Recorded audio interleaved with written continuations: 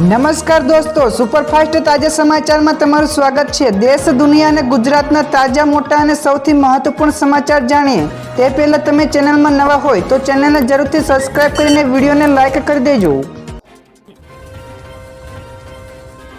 સૌથી પહેલા દોસ્તો આપણે વાત કરીએ તો 7 રાજ્યોમાં વરસાદી સંકટ। જ્યાં દોસ્તો ફેબ્રુઆરીના અંત સાથે હવે દેશમાં પણ તીવ્ર ગરમીની શરૂઆત થઈ રહી છે। તો સાથે જ IMD એટલે કે ભારતીય હવામાન વિભાગે માર્ચના પ્રથમ સપ્તાહમાં ઉત્તર તેમજ પશ્ચિમ ભારતમાં તાપમાન સામાન્ય કરતાં 3 થી 5 ડિગ્રી સેલ્સિયસ વધુ રહી શકે છે। તો આ સાથે જ દિલ્હીમાં પવનની ગતિ 15 થી 25 કિલોમીટર પ્રતિ કલાકની પણ રહેશે, જ્યારે મહત્તમ તાપમાન 32 ડિગ્રી સુધી પહોંચવાની ધારણા પણ છે।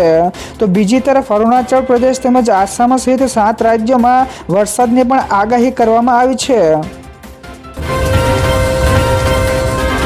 તો દોસ્તો બીજા સૌથી મોટા સમાચાર સામે આવ્યા છે। આજથી આટલા નિયમો બદલાશે। જ્યાં દોસ્તો 1 માર્ચથી ભારતમાં નાણાકીય તેમજ ટેકનોલોજી ક્ષેત્રે મોટા ફેરફારો થવાના છે। તો આજે LPG ગેસ સિલિન્ડરના નવા દર અમલી બનશે। તો સાથે જ સરકાર ડિજિટલ છેતરપિંડીને રોકવા માટે અત્યંત કડક સીમ બંધન નિયમ પણ લાવી શકે છે, તો જે વાઈફાઈ દ્વારા ચાલતા ફેક એકાઉન્ટ્સ ઉપર લગામ લગાવશે। તો જૂની ભારતીય રેલવે UTS એપ્લિકેશનની જગ્યાએ નવી રેલ વન એપ્લિકેશન તેનું સ્થાન લેશે। તો આ ઉપરાંત બેન્કિંગ સેક્ટરમાં સુધારા, સુરક્ષા વધારવા તેમજ UPIના ટ્રાન્ઝેક્શનમાં પણ ફેરફારો કરવામાં આવશે। તો દોસ્તો ત્યાર પછી આગળ વધુ એક સૌથી મોટા સમાચાર મળ્યા છે। મેડ ઇન ઇન્ડિયા ચિપ ગુજરાતમાં બનશે। જ્યાં દોસ્તો સાણંદમાં Micron Technology Indian Private Limited દ્વારા ₹22,516 કરોડના રોકાણ સાથે ATMP સુવિધા શરૂ થવાથી ભારતમાં સેમિકન્ડક્ટર ક્ષેત્રે મોટું પગલું છે। તો અહીં SSD તેમજ RAM સહિતની ચિપોનું ઉત્પાદન થશે, જે મેડ ઇન ઇન્ડિયાનું પહેલને પણ મજબૂત બનાવશે।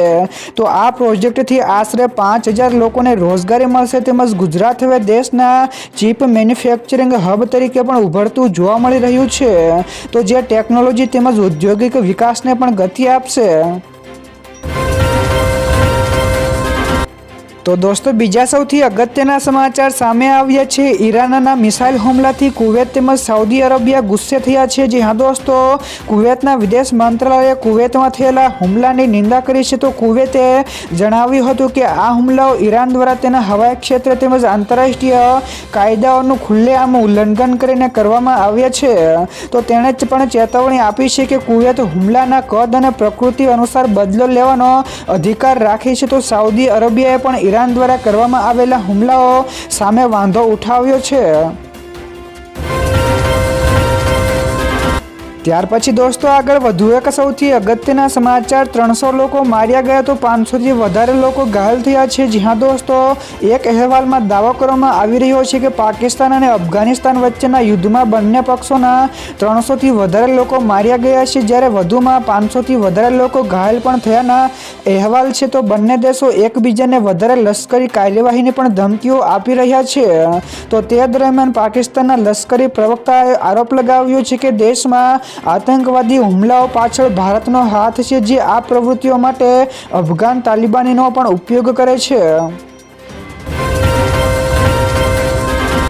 ત્યારબાદ દોસ્તો ફટાફટ આગળના બીજા સમાચારની વાત કરવામાં આવે તો સરકારી ભરતીને લઈને મોટી અપડેટ। જ્યાં દોસ્તો રાજ્ય સરકારે ભરતી સંકલન સમિતિની રચના કરી છે, જેની અધ્યક્ષતા મુખ્ય સચિવ કરશે અને તેમાં કુલ 11 સભ્યો રહેશે।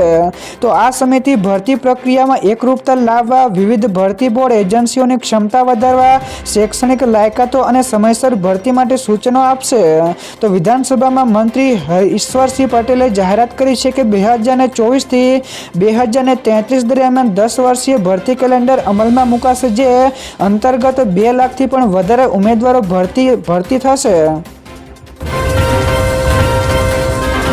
તો દોસ્તો બીજા સૌથી મહત્વપૂર્ણ સમાચાર સામે આવ્યા છે। વીજ કર્મચારીઓની હડતાલ ઉપર પ્રતિબંધ। જ્યાં દોસ્તો ગુજરાત સરકારે રાજ્યમાં વીજ પુરવઠો સતત અને અવરોધ રહિત રાખવા માટે મહત્વપૂર્ણ નિર્ણય લીધો છે। તો હવેથી ઉર્જા અને પેટ્રોકેમિકલ્સ વિભાગે જાહેરનામું પ્રસિદ્ધ કરીને આવશ્યક સેવા જાળવણી અધિનિયમ હેઠળ વીજ ક્ષેત્રે હડતાલ ઉપર પ્રતિબંધ મૂક્યો છે। તો આ જાહેરનામું 20 માર્ચ 2026 થી આગામી 6 મહિના સુધી અમલમાં રહેશે। તો સરકારે વિશેષમાં પણ જણાવ્યું છે કે સામાન્ય જનજીવન, ઉદ્યોગ અને કૃષિ ક્ષેત્ર ઉપર કોઈ પણ અસર ન પડે તે માટે આ કડક પગલું લેવામાં આવ્યું છે. તો દોસ્તો ત્યાર પછી આગળ વધુ એક સૌથી મહત્વપૂર્ણ સમાચાર મળ્યા છે. એર ઇન્ડિયાએ તમામ ફ્લાઇટ્સ રદ કરી છે. જ્યાં દોસ્તો ઈરાન અને ઇઝરાયલના તણાવ વચ્ચે એર ઇન્ડિયાએ એક મોટું પગલું ભર્યું છે. તો એર ઇન્ડિયાએ ગલ્ફ દેશોની બધી જ ફ્લાઇટો રદ કરી છે, જેમાં ઇન્ડિગો, કતાર એરવેઝ તેમજ ટર્કીશ એરલાઇન્સ સહિત અન્ય ઘણી બધી એરલાઇન્સે પણ ફ્લાઇટો રદ કરી છે. તો કેટલાક તો રૂટ પણ બદલ્યો છે. તો સુરક્ષાના કારણોસર આ કવર કરવામાં આવ્યું છે, કારણ કે ઇઝરાયલ અને ઈરાન તેમજ ઇરાકના એરસ્પેસ પ્રભાવિત થયા છે. તો કુવૈતે પણ પોતાનું એરસ્પેસ બંધ કર્યાના અહેવાલ પણ મળ્યા છે. ત્યાર પછી દોસ્તો આ સિવાયના બીજા સમાચારની ઝડપથી વાત કરવામાં આવે તો બાબા વેંગાની ડરામણી આગાહી છે. જ્યાં દોસ્તો વર્ષ 2026ની શરૂઆતની સાથે જ બાબા વેંગાની રહસ્યમય આગાહીઓએ ચર્ચા જગાવી છે, જેમાં દાવો કરવામાં આવી રહ્યો છે કે આ વર્ષે પૃથ્વીના 7થી 8% વિસ્તારમાં ભૂકંપ, સુનામી કે જ્વાળામુખી જેવી કુદરતી આફતો આવી શકે છે. તો આ સાથે જ એશિયા અને યુરોપના દેશો આ પ્રકોપથી વધારે પ્રભાવિત થવાની આશંકા છે. તો આ ઉપરાંત નવેમ્બર સુધીમાં એલિયન્સના આગમન તેમજ એઆઈના માનવ નિયંત્રણની બહાર જવાની પણ આગાહી કરવામાં આવી છે. જો કે વૈજ્ઞાનિકો આ અટકળોને સમર્થન આપતા નથી. તો દોસ્તો બીજા સૌથી મોટા સમાચાર સામે આવ્યા છે. ગુજરાતમાં દારૂબંધીના ધજાગરા. જ્યાં દોસ્તો ગુજરાતમાં દારૂબંધીના કડક અમલ વચ્ચે સ્ટેટ મોનિટરિંગ સેલ દ્વારા ગેરકાયદેસર દારૂના મોટા નેટવર્કના પર્દાફાશ કરવામાં આવ્યા છે. તો છેલ્લા એક વર્ષમાં રાજ્યમાં અંદાજે ₹63 કરોડથી વધુની કિંમતોનો દારૂ જપ્ત કરવામાં આવ્યો છે. તો ખાસ કરીને વર્ષ 2025 દરમિયાન સુરેન્દ્રનગરમાં 14 કેસ નોંધાયા હતા, જેમાં ₹15.51 કરોડનો મુદ્દામાલ કબજે કરાયો છે. જ્યારે કચ્છમાં માત્ર 1.5 મહિનામાં જ ₹7 કરોડથી વધુ રૂપિયાનો દારૂ પકડાયો છે. તો દોસ્તો ત્યાર પછી આગળ વધુ એક સૌથી મોટા સમાચાર મળ્યા છે. એજ કોમ્પ્યુટિંગનું માર્કેટિંગ વધ્યું છે. જ્યાં દોસ્તો ઇન્ટરનેટની આ દુનિયામાં હવે ડેટા પ્રોસેસિંગ માટે ક્લાઉડ સર્વર ઉપર નિર્ભર રહેવાને બદલે એજ કોમ્પ્યુટિંગનો ઉપયોગ વધી રહ્યો છે. તો આ ટેકનોલોજીમાં ડેટા ત્યાં જ પ્રોસેસ થાય છે જ્યાં તે ઉત્પન્ન થયો હોય. તો જેમ કે તમારા સ્માર્ટફોન કે સ્માર્ટ કારમાં. તો આનાથી ઇન્ટરનેટની સ્પીડ વધે છે અને ડેટા ટ્રાન્સફરમાં થતો સમય એટલે કે લેટન્સી પણ ઘટે છે. તો જે ખાસ કરીને સેલ્ફ ડ્રાઇવિંગ કાર માટે અત્યંત મહત્વનું છે. તો દોસ્તો બીજા સૌથી અગત્યના સમાચાર સામે આવ્યા છે. વિદેશી હુંડિયામણ ભંડારમાં ઉલટફેર થયો છે. જ્યાં દોસ્તો આરબીઆઈના તાજા આંકડા અનુસાર 20 ફેબ્રુઆરી 2026ના રોજ પૂરા થયેલા સપ્તાહમાં ભારતનો વિદેશી હુંડિયામણ ભંડાર $2.119 બિલિયન થી વધીને $723.608 બિલિયન થયો છે. તો મુખ્ય ઘટક વિદેશી કરન્સી એસેટ્સ છે, જ્યાં $1.039 બિલિયન વધીને $564.564 બિલિયન થયો છે. તો આ વધારામાં યુરો, પાઉન્ડ અને યેન જેવા બિન અમેરિકન ચલણોના મૂલ્યમાં વધઘટને પણ અસર સમાવિષ્ટ થઈ છે.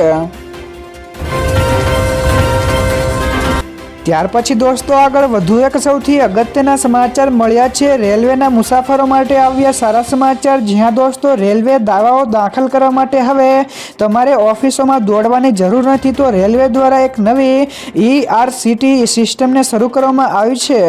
તો નવું ERCT પોર્ટલ વળતર અરજીથી લઈને દસ્તાવેજ અપલોડ કરવા અને સુનાવણી સુધીની સમગ્ર પ્રક્રિયાને ઓનલાઈન પૂર્ણ કરવાની મંજૂરી આપશે. તો જે કામ પહેલા કાગળ ઉપર તેમજ ભૌતિક ફાઇલોમાં અટવાયેલું હતું તે હવે ઓનલાઈન થઈ જશે. તો જેનાથી તમે તેને ટ્રેક કરી શકશો. તો આનાથી સમય અને પૈસા બંનેની બચત થશે. ત્યારબાદ દોસ્તો ફટાફટ આગળના બીજા સમાચારની વાત કરવામાં આવે તો ડોનાલ્ડ ટ્રમ્પનું મોટું નિવેદન, કહ્યું કે ઈરાનને પરમાણુ તાકાત નહીં બનવા દઈએ. જી હા દોસ્તો, અમેરિકી રાષ્ટ્રપતિ ડોનાલ્ડ ટ્રમ્પે મોટું નિવેદન આપ્યું છે. તો તેમણે ટ્રુથ સોશિયલ મીડિયા ઉપર જાહેર કરાયેલા વિડીયોમાં જણાવ્યું કે અમેરિકાએ ઈરાનમાં મેજર કોમ્બેટ ઓપરેશન્સ શરૂ કર્યા છે. તો આ અભિયાનનો ઉદ્દેશ્ય અમેરિકન જનતાની રક્ષા અને ઈરાની શાસન દ્વારા ઊભા થયેલા ખતરાઓને ખતમ કરવાનો છે. તો ટ્રમ્પે ઈરાનનો કઠોર તેમજ ખતરનાક જૂઠ ગણાવ્યું અને કહ્યું છે કે અમેરિકા ઈરાનને પરમાણુ હથિયાર ક્યારેય મેળવવા દેશે નહીં.